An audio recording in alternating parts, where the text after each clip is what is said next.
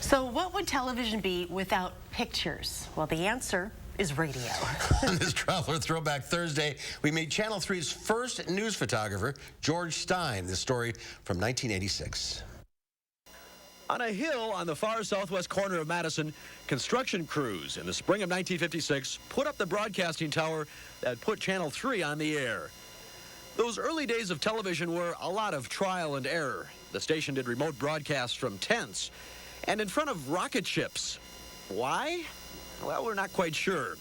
There was one newscast in the evening. It was 15 minutes long. Louise Gross, and where's home for you, Louise? Marinette. They did use film just as we use videotape today, and Channel 3's first news photographer was George Stein.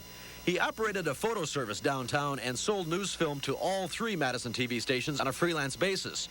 10 cents a foot for the film aired. The dedication ceremony has been scheduled to mark the official opening of U.S. George has a lot of memories from those first days of TV. I went over to Milwaukee, I think, when one of the highways was opened over between Milwaukee and Green Bay. We covered a boat race at Fond du Lac. It went from Fond du Lac to Oshkosh.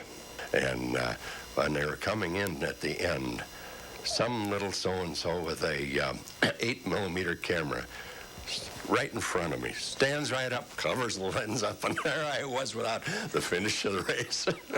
George sold his last stories to Channel 3 in 1963. That's when the station hired its own full-time photographers. Now he's left with a lot of old news footage and a lot of memories from 30 years ago.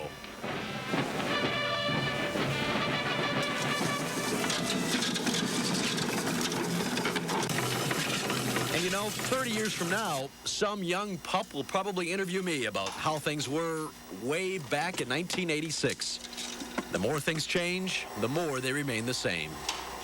Traveling in Verona, I'm Mark Kane, WISC News 3.